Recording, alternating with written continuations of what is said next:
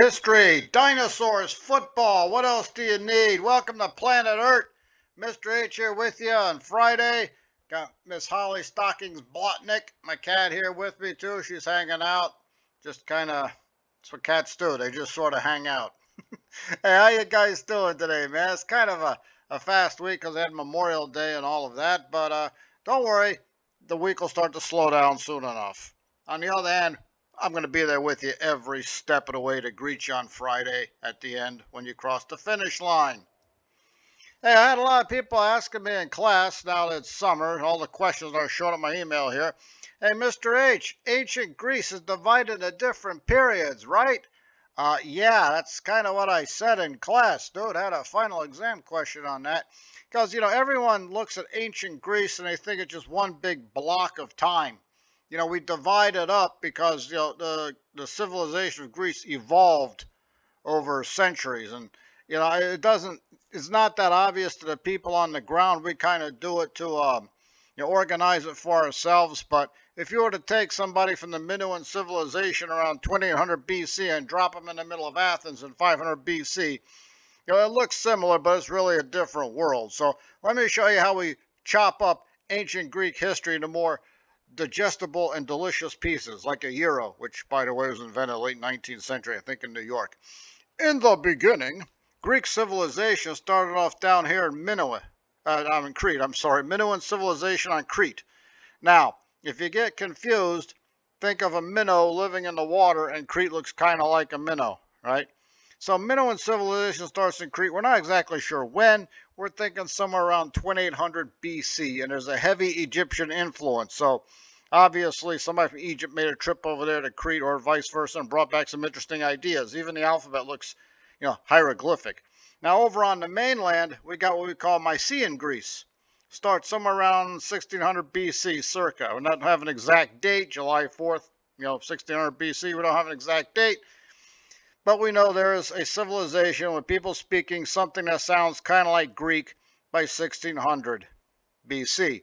So everything just kind of goes along. Now, Minoan civilization comes to a screeching halt around 1450 BC. We'll get the reason why. Now, this part of Greek history, right, the beginning, there's Crete. There's a really cool place there. You can see what the ruins that are still there, the paint that's still there. You can tell these were athletic, vibrant people hopping over bulls from the front. None of this Pamplona run from the bulls kind of thing. They're running straight at it and jumping over. Steeler skiers, a couple of guys like that. This civilization came to a screeching halt in 1450 BC. We know this because the records they were keeping suddenly shifted from, the hieroglyphic linear B to linear A, which looks kind of like Greek. Also a layer of carbon, so something was burned. A lot of stuff was getting burned. Somebody had launched a seaborne invasion in 1450 BC. Note this happened even before the Trojan War. So occasionally Greeks do unite on occasion to fight somebody from the outside. We call this Mycenaean Greece because there is no Minoan Greece. They took over Crete, obviously, right? From about 1600 BC to about 1200 BC. This is the time when Hercules was doing his 12 labors there, the Lion of Nemea. We got the Trojan War somewhere around 1200 BC. Schliemann, the guy who discovered the big mound and quasi-ruins, dates 1184 BC. So, I figure that's pretty close. Someone asks you when the Trojan War was, just say circa 1200 BC, and you are covered. Now, immediately after Troy had fallen, everybody went home again, except Odysseus, who got bounced around off every rock in the Aegean. We got somebody called the Sea Peoples. We don't know who they are exactly, or even where they come from. Somewhere in the north, which, is a pretty big chunk of the planet, actually. Think of like a Viking precursor. And not just in Greece, all across the eastern Mediterranean. There's a book called 1177 BC, the year civilization collapsed. They come just tearing through Greece on the coast. They move inland. They go through Asia Minor, down the coast, east Mediterranean, even Egypt. All kinds of havoc. And Greece plunges into what they call the Greek Dark Ages, 1200 BC to 800 BC. Civilization comes to a screeching halt. There doesn't appear to be any serious construction. records suddenly get really sketchy. We can't really find anything except, a guy named Homer, but we'll get to him later. So civilizations come to a complete screeching halt. If you live in Greece in 1300 BC, it's a glorious civilization. If you take a nap and wake up at about 900 BC, it's basically Road Warrior. Now, a couple of things came out of this, right? Eventually, they're going to reach their way up and start rebuilding their civilization. You knock somebody down, they're going to get up again. So we call this archaic Greece, somewhere from 800 BC to about 500 BC. And in this era, again, the record's a little bit sketchy, but there are records. They do exist. We got pottery. Look at this. We got over here, we call this the Chigi vase, right? This is a depiction of hoplite warfare. So you got to be organized. They got weapons, they got helmets, there's some kind of a formation there. So things are coming back together. Sparta, Athens, Thebes, all these places. And also something else here. Look at this. We got Homer, the blind poet who memorizes the Iliad and the Odyssey. How can he memorize all this thing? Well, it's around 750 BC. There's not a lot of entertainment options out there, so you got nothing else to do but to memorize long, epic poems. And then somebody decided to write it down, which is a good idea because, not everybody remembers everything. Like anybody who owes you 50 bucks. They seem to forget that all the time. Now we got what we call classical Greece, circa 500 BC to about 338 BC. Sometimes I write 600 BC in there. It's up to a little interpretation because Athens turning into a democracy officially in 510 BC and all that kind of thing. This is where you have the Persian Wars and the Peloponnesian War. See that circa 500, not an exact date, but you see 338 BC, right? We got an exact date right there. Yeah, that's when Philip II and his son Alexander the Great come down there, Macedonia. But this period of Greek history, it's the one I'm usually, mixed up in. You have the Persian Wars, you got the Peloponnesian Wars. People kind of forget about everything after the Peloponnesian War ends in 404 BC. Yeah, we got the War of the Spartan hegemony and the Theban hegemony and the big battle at Leuctra on the 4th of July in 371 BC. It might have been July the 1st, we're not sure, but 4th of July sounds really good. It's where Sparta's hegemony comes to a screeching halt. The Thebans do this, and then, Thebes is on top for about a decade, and then, Epaminondas gets killed, and Thebes just isn't worried about being hegemon of Greece anymore. But Leuctra is one of those battles that kind of gets overlooked. In fact, this whole period from 404 BC to 338 BC kind of gets overlooked. Spartan and Theban hegemony, and then the Macedonians show up. Leuctra, one of my beta readers was looking at that and said, "Hey, Mr. H, Battle Leuctra, Battle Lamprey, is there some kind of connection there we need to know about?" Yeah, that's why you're a beta reader, right? That's my book, Heaven Steel. Lulu.com. How'd you help out some indie authors there? Heaven Steel's a pretty good-sized book, 587 pages. Fantastic to support the fan, especially on those hot summer days. The Penguins are not in the Stanley Cup, so what else you got to do? Buy Mr. H's book. Read Heaven Steel. And best of all, I get $1. Might blow it on a donut somewhere at Sheetz. Actually, it cost what?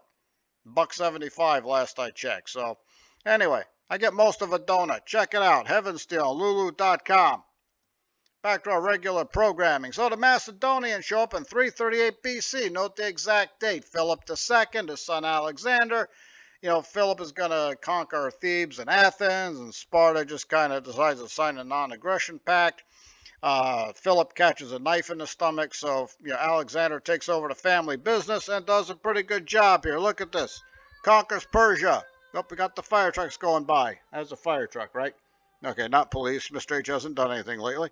So Alexander conquers this huge empire, doesn't have a successor, dies, the whole thing's going to split up. It's called the Diadochi, the successors. It's too depressing to put up there. That's why I didn't put the map. Ptolemy is going to have Egypt. That's going to last to 30 BC.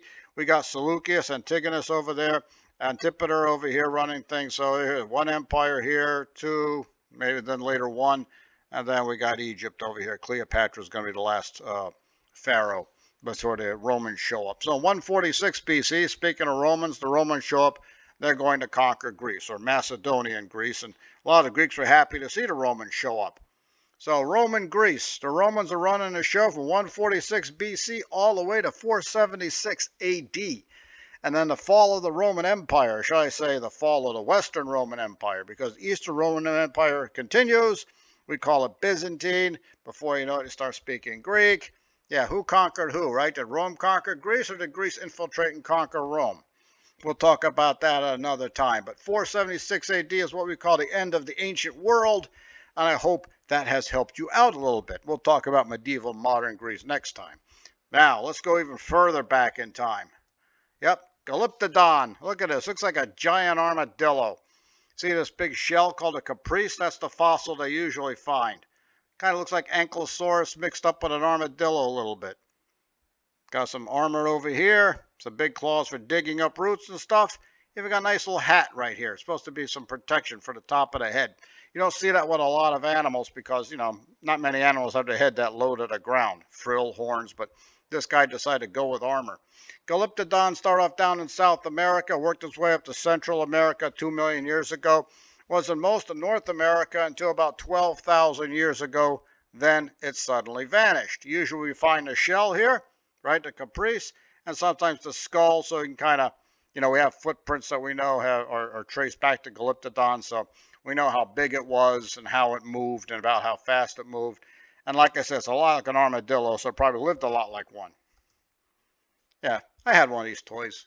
Yeah, you got these little toys too? I had them around. They might still be around. Make sure the cats don't choke on them or something. But yeah, I still remember that was my first exposure to Glyptodon. Had Glyptodon, Pteranodon, and Tyrannosaurus. Like all of these things really went together that well. And what did you expect for 50 cents, man? Anyway, Glyptodon's about the size of a Volkswagen, so you're never going to look at Volkswagens the same way again, especially that curved top. Every time I see a Volkswagen, I think of Glyptodon or sometimes Ankylosaurus, right? About the same size. It's a really tough little car, and Glyptodon's a tough little animal. You have to be because, it's at the back end of the Ice Age. Who first described our friend Glyptodon? Who else would it be? Sir Richard Owen, Old Boney. I mean, they'd had fossils around before. People have found bits and pieces, never knew what they were. This is the guy who coined the term Dinosauria. He didn't stay confined to the Mesozoic. This guy covered everything from the Precambrian all the way up to the present day. So Sir Richard Owen is the quote-unquote discoverer of Glyptodon. A proper way of saying that is he is the first man to describe Glyptodon. And a different species of Glyptodon. This is the one you should think about, the Glyptotherium. But here's the one I really like. I like this guy here, right? Diodocurus. Look at this thing, man. Talk about Ankylosaurus 2.0 over here. So for some reason down in South America it's got the club, doesn't have it in North America. We know why it has the club in South America, right? You know the stuff that lives down there, the terror birds and all the other horrifying things running around, the reptiles that didn't realize the age of reptiles was over. Came up to North America, didn't need the club. But they had other things too. Saber-toothed tigers, cave lions. There's another vicious predator out there, right? The worst of all time, Homo sapien. So Glyptodon was around about 12,000 BC, and then they just kind of vanished. Some people try to say it's climate change. Climate did change, sure. But every time Homo sapiens show up, all the animals start vanishing. So if Homo sapien isn't the primary reason for the extinction, it certainly was up there on the list, wasn't it? Homo sapien shows up, megafauna disappears. So, yeah, it's just a shame. But, the most vicious predator the world's ever seen, Homo sapien. And we don't just stop at other animals. We'll go after each other, too. Ever hear of the Second World War? Hey, on April Fool's Day last year, I remember seeing this. Glyptodon pups born at the Smithsonian National Zoo. Yeah, they look kind of like it. They're actually armadillos, but, not everybody knows that. Everyone was so happy. Some of the people I knew, I was happy briefly, too, thinking it was real. Then I realized it was April the 1st. But, that would have been awesome, because if they had Glyptodon pups, even at the Smithsonian, that's the first step to a Pleistocene Park, man. And Mr. H is going to find a way there. I don't care if it's in eastern Siberia. Somehow, some way, I'm going to get there. And there's got to be an Airbnb somewhere. Probably charging top dollar, too. So, might have to do a little bit of negotiations. All right, United Football League headed into Week 10, man. Well, the teams are definitely separated. We know who's going to the playoffs and who's not. And, pretty good idea where the games are going to be because people are still fighting for home field advantage. But definitely looks like Birmingham's going to take home field advantage no matter what happens.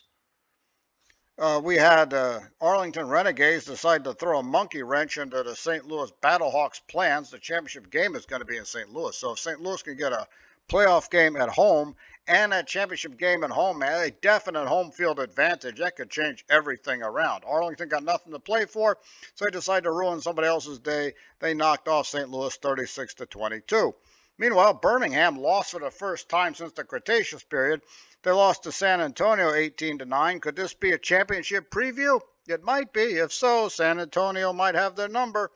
We got DC and Memphis. Neither team's going anywhere, so they're playing for next year. DC wins it in Memphis 36-21. The Michigan Panthers playing the Houston Roughnecks. Michigan's still in the fight there for the playoffs. They won 26-22 over Houston. So over in the XFL conference, Birmingham is 8-1, and right behind Birmingham is Michigan there at 7-2. So they're fighting for home field. Looks like Birmingham has the inside track. Already told you what's going on over in the XFL conference. We got St. Louis in second place and San Antonio in first. If San Antonio loses and St. Louis wins, I think St. Louis has home field advantage for the playoffs. And there we are. Speaking of playoffs, isn't this a strange setup? Look at this. Memphis playing Birmingham and San Antonio plays St. Louis. These are going to be the playoff games. So what do? Do you go all out and try to win and get home field advantage, and then this team knows you really well? Or do you just let them win and you take them out on their home field? But you know what the answer to that is, man. You play to win or you just don't show up. I mean, that's how it goes. So the two games that matter are going to be on Saturday. Preview the playoffs, Michigan down in Birmingham, San Antonio over in St. Louis. And then on Sunday, a couple of games that really don't matter, but I'll probably watch DC anyway. Look for the beer snake. Arlington and DC, a rematch of the XFL championship last year. Now they're just playing for next year. Somebody's going to be out of a job. Houston and Memphis, two more teams not going anywhere. Show up, play the game, and plot for future victories. Hey, did you hear about the European League of Football? It's been around since 2021. They kicked off last week, their home opener. They got a ton of teams over there. It's kind of hard to go through all the games, so once they get to the playoffs, I'll start covering there in a little more detail. But they got some interesting ones over there. Look at this. We got the Barcelona Dragons, right? The Berlin Thunder. These guys are Centurions. I think they're from Cologne. We've got the Galaxy there from Frankfurt. Here we are, Madrid. I forgot, the Bravos they call them. Yeah, here's a weird one. They're from Hungary. I forgot the name of the city, but called the Enthroners. That's a weird one. I'm not sure what this one is. That's the Hamburg Sea Devils. Milano Seamen, which they're nowhere near the coast, Milan. There we are. Yep, you would think they're the Baltimore Ravens. Not quite. Munich Ravens, so we'll give them a pass. The Paris Musketeers, I'm not sure who that is. This is the Rhine Fire, the Vienna Vikings. Tyrol Raiders look just like the Raiders. The Surge from, I think, Stuttgart. Right here, the Warklaw Panthers from Poland, whose logo and uniform look better than the Carolina Panthers. So that's interesting. So we'll check in on the Elf League every now and again. But UFL's coming down the stretch, and the Canadian Football League starts off on June the 6th, which seems kind of early to me. But I don't know. Maybe they're trying to avoid the winter. What happened to your hardiness there, Canada? Come on, come on. So anyway, I hope you guys have yourself a fantastic weekend. And don't forget to like and subscribe. Check out Mr. H's book, Heaven Steel. Hey, and we'll do this again next week. All right? Das vidanya.